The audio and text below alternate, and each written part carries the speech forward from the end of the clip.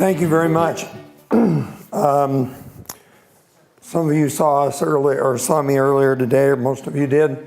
This is our logo, Janie's Farm. It was named after our daughter who passed in a car accident in 2001.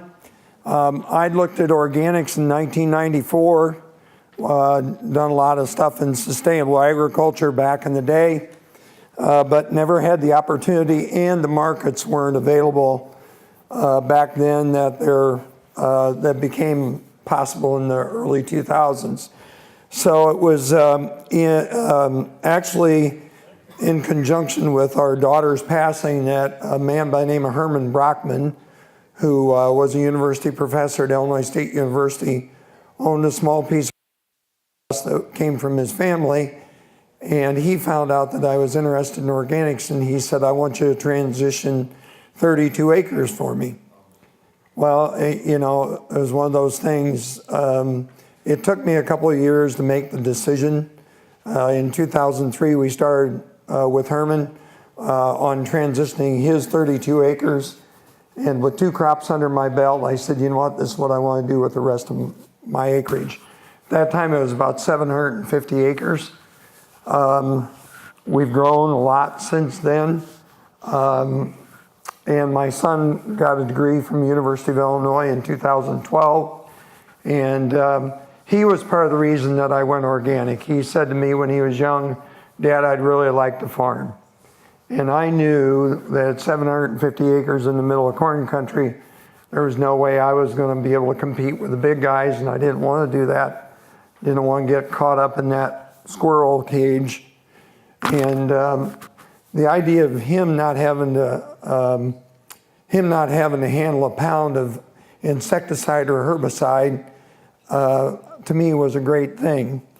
If you watch me write, you'll notice a little bit of shaking. I'm going in March 7th for a test for Parkinson's. And I handled a lot of counter and Lorsban herbicide in my past.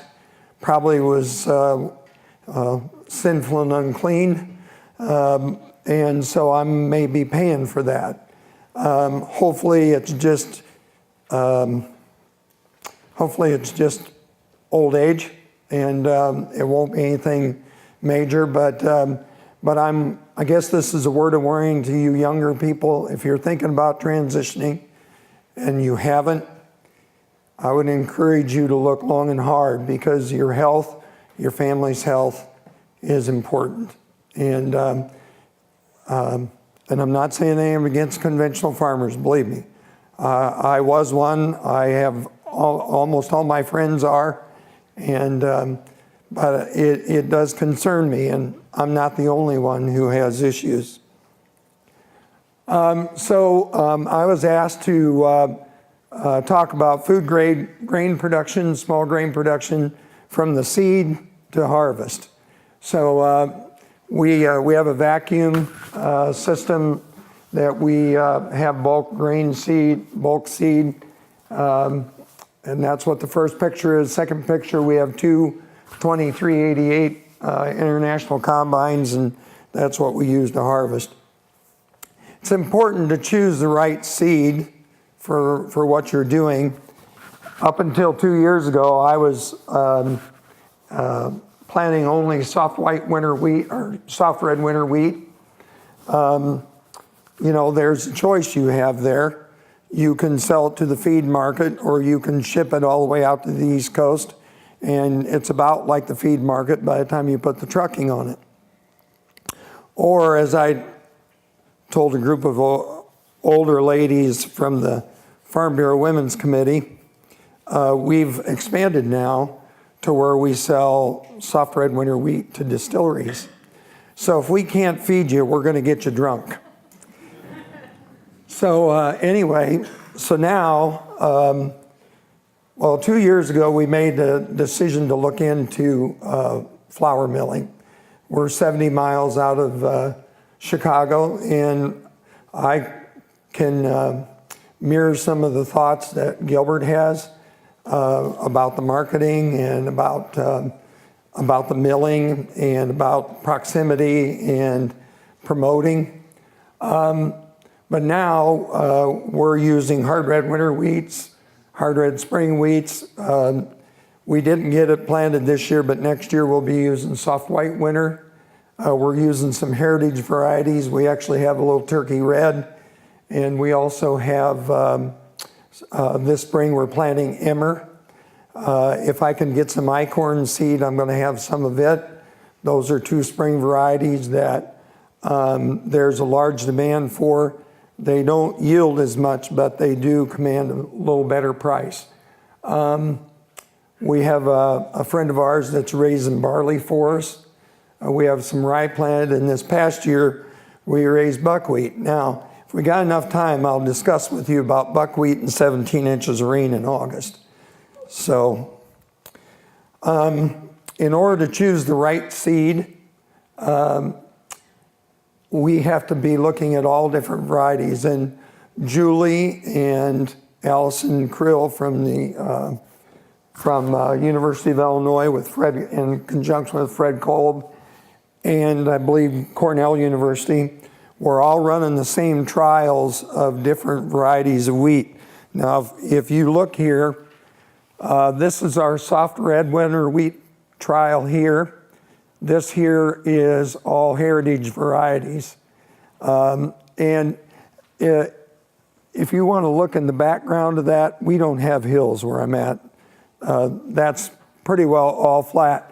And we had 1.5 inches of rain, so you can see the water sitting on the end of the plot. We all already know that one variety didn't take the winter very well so far. You see the one that's turned white there and it's gonna die. Right next to it and just up a little bit is one that's green as grass. And I'm hoping that that one has some good agronomic traits that will help us with winter kill. Because that's one thing we have problems with where I'm at. As flat as we are, we get a snow, it melts down, we get ice across it, and our ground is flat with pockets. So in a 160-acre field, it doesn't take long to lose about 10 to 12 acres of wheat. So, last year we had this trial on another farm, worked out very well. And so Allison and I, in conjunction with Bill Davidson from the University of Illinois Extension, if any of you have been on the website Grand Prairie Grain Guild on Facebook, you can read all about Bill and the research that's going on really all over the United States.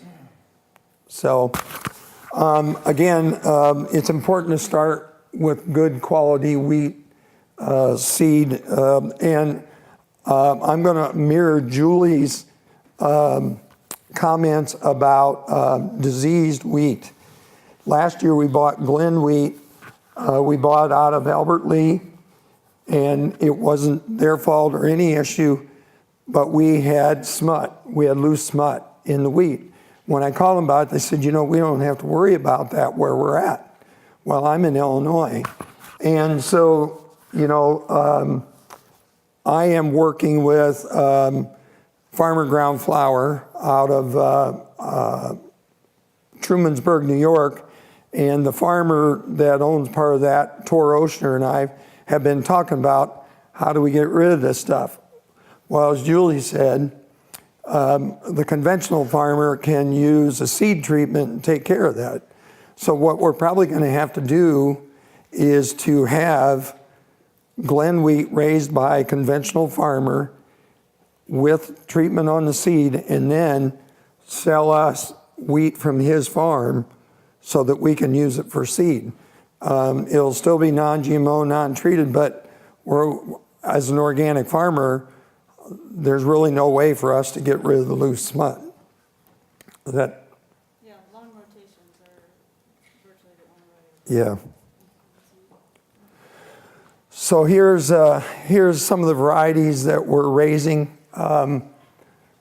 So our mainstay as far as the organic hard red winter wheat is warthog. We raised it last year. It was very good agronomically, and we have demand for that as soon as our mill's up and running. These are some other varieties of hard red winter wheat that I was asked to raise. AC Morley is a wheat out of Canada that has really good agronomic traits, and it's a high protein and it's resistant to head scab. That's a really important thing because we're really susceptible to head scab. Gilbert mentioned the Expedition. You know, it has good grain quality and winter hardiness. And then we're also trying Emerson on a smaller basis. And it has rust resistance and is very tolerant to head scab. The problem I see with the Emerson is it is a small seeded wheat. When I looked in there, it's got comparing a warthog wheat to the Emerson wheat would be like Michael Jordan standing here real tall next to me and to me. So the Emerson is kind of a condensed kernel.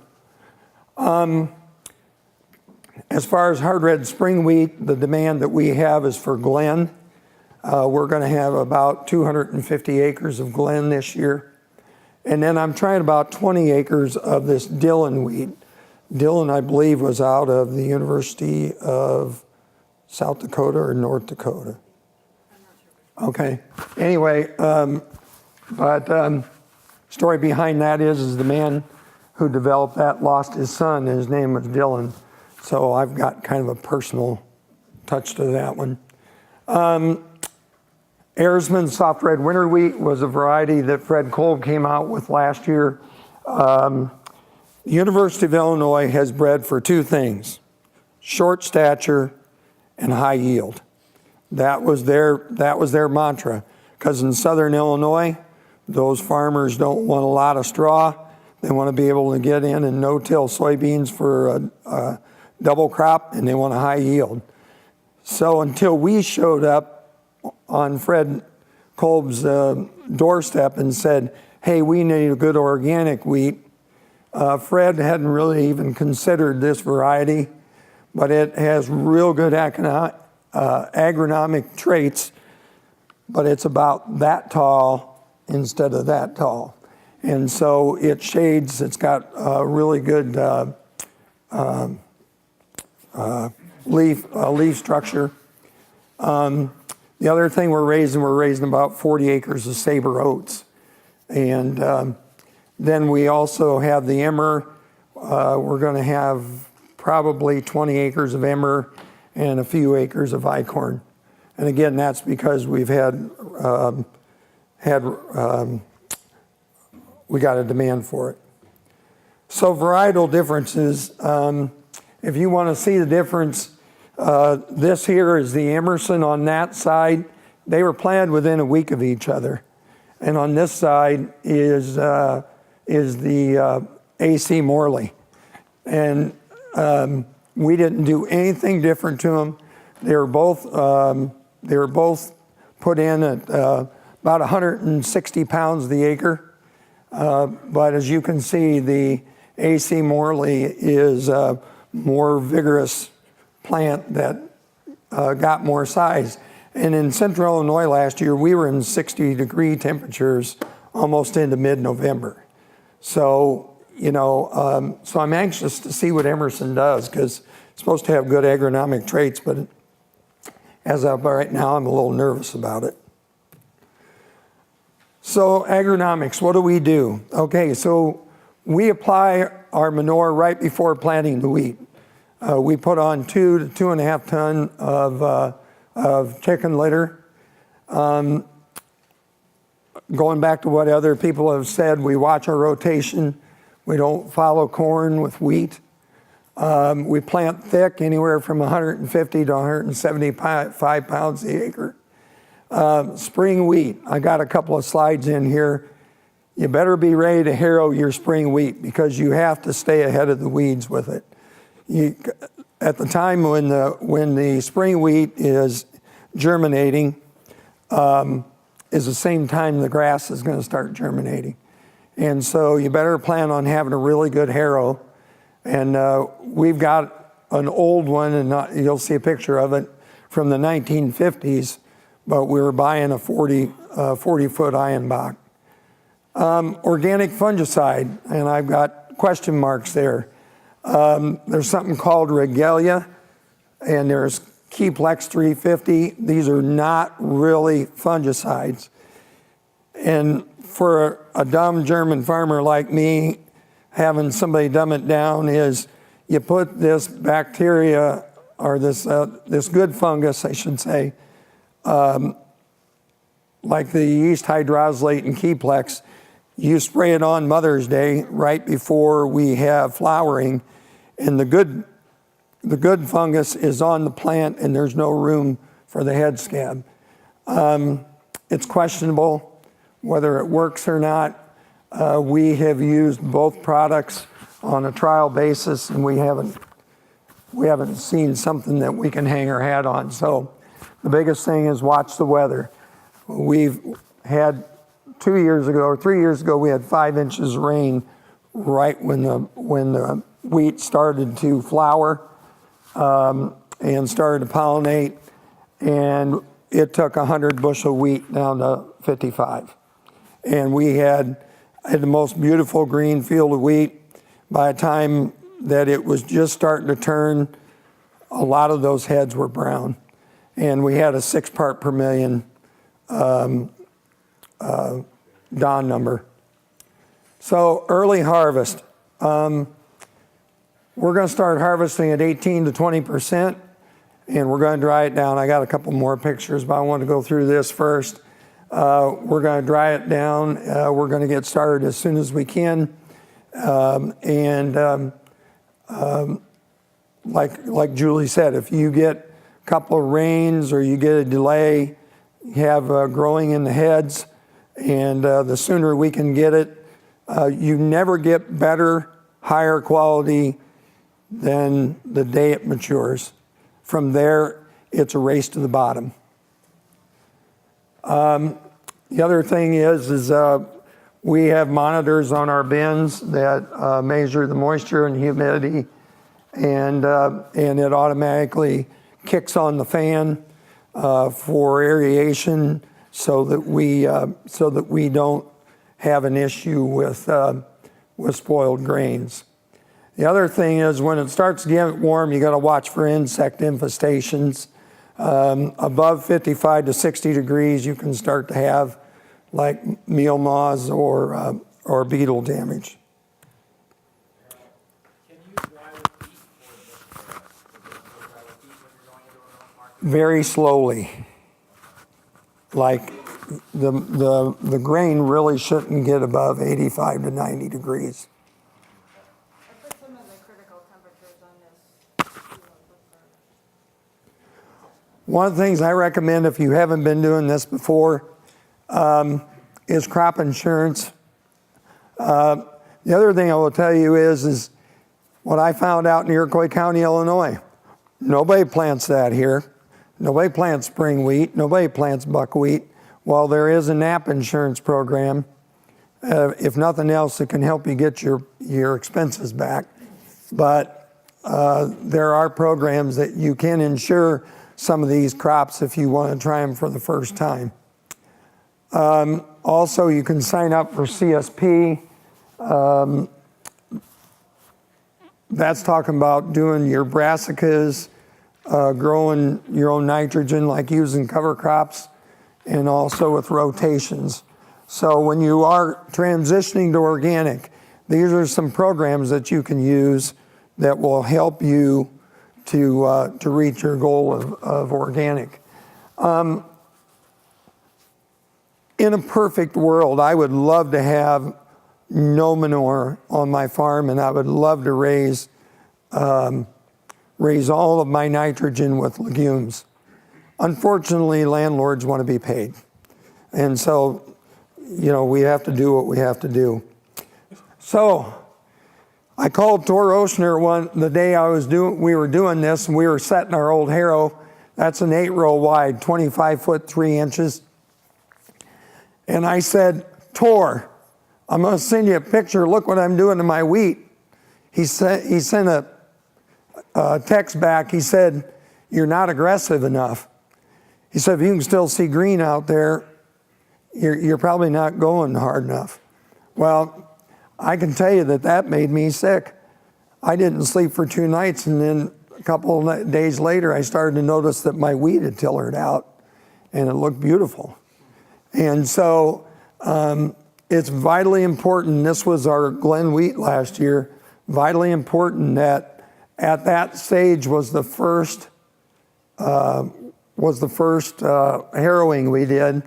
And now this year we're going to take our air seeder and we're going to seed on our red clover at a rate of about 14, 15 pounds. And then we're going to come back a second time with that harrow when the wheat's about that tall, and we're going to work the clover in, as well as try and kill some more of the weeds. How aggressive on the wheat at that time? How aggressive a pitch you're going to have on the wheat on that second one? Not as hard as the first one. We did use this the second time. We actually ran all night because they were calling for rain, and that tractor's got GPS on it, so we were able to run. But I have to tell you that was the cleanest field of wheat we had. I'm actually thinking about trying it on the hard red winter wheat. So, but the second time I couldn't do it. We ended up pulling up the 3-point. That's spring wheat there. That's spring wheat, spring Glen wheat. So why wouldn't you use it on the winter wheat? Well, we haven't yet. We're going to try that this year. But people I've talked to who have tried it before have had mixed results, and I don't know why. But the jury's out. I'll tell you how that works next year. So we bought a swather, and we've got 2 pickup heads. So this year, when this was actually a field of Glen wheat that a friend of mine raised, that it rained right after we got ours out, and he didn't get his out, and there was a lot of green stuff coming up in his. He left that set for 48 hours and combined it, and it was 12%. So we're looking forward to using the swather this next year to get started. So that's my dryer. Tor Oshner actually has one of those out in New York, and I kind of laughed about it.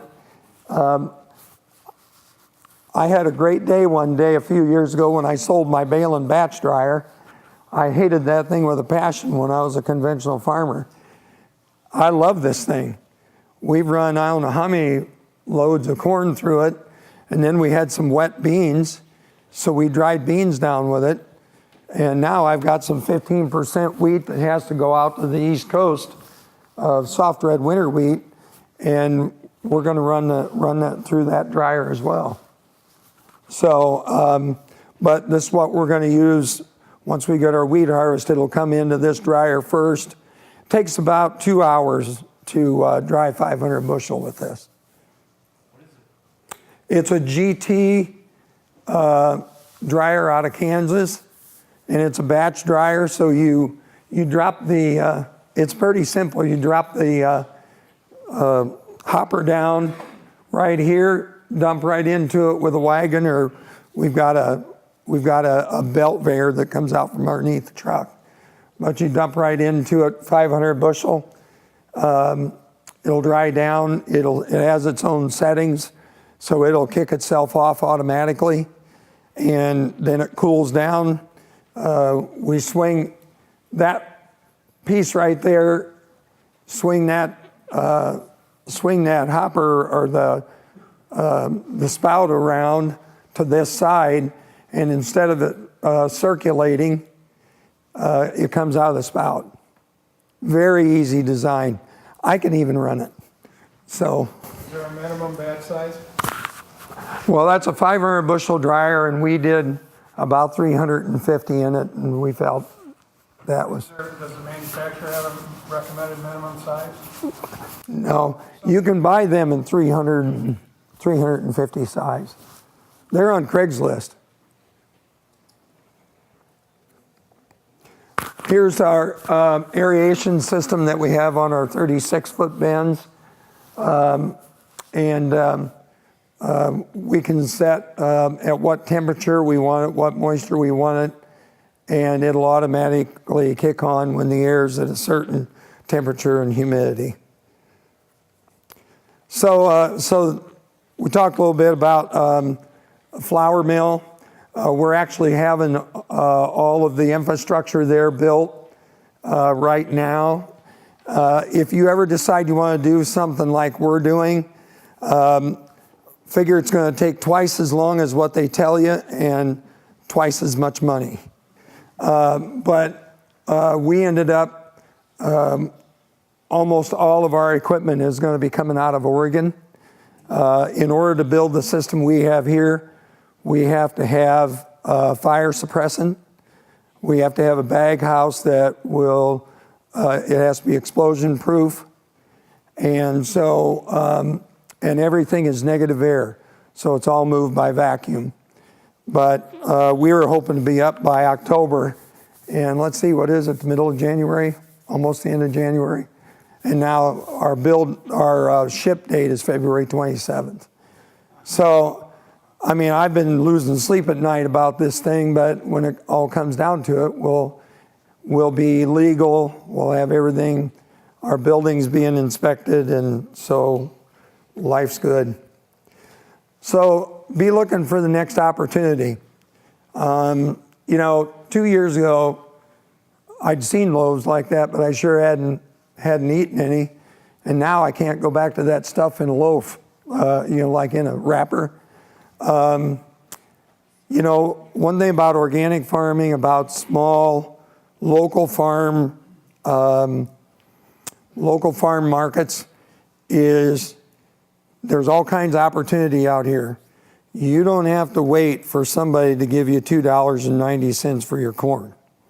And you don't have to wait for somebody to tell you that there's something wrong with it and they'll give you 75 cents less. So, you know, you kind of create your own destiny when you start working in this realm. I was thinking about if I could have put a song in the background of my presentation, it would have to be George Michael's Faith, because you got to have faith to do this, folks. You got to believe that there's something out here that's helping you do this, because you know, you got to take chances, and you got to be willing to try things, and you got to be willing to feed what you're raising, or sell it for feed, because sometimes things don't always work out. So I ran out of time, I guess, but anyway, I was going to tell you, I got buckwheat seed out of North Dakota, and I planted it. We got 17 inches of rain. We went out there and we combined it, and I got the same amount of buckwheat as I planted. So my experience with buckwheat in Illinois with 17 inches of rain, probably not the best. So one last picture, and I always end my presentations with this. This is my toy. I bought this, and it was in kind of shambles. And a friend of mine who's organic repainted it for me and fixed it up and stuff. But the day I went and bought this tractor, my son, I walked out of the house with some money in my hand. He goes, "Where are you going, Dad?" I said, "I'm going to go buy that 1850 Oliver. It's for sale." He goes, "Do you need that?" I said, "This is not about need. I'm 55 years old and I don't own a convertible, and I'm not chasing women. So this is my hobby." So. That's exactly what it is, yes.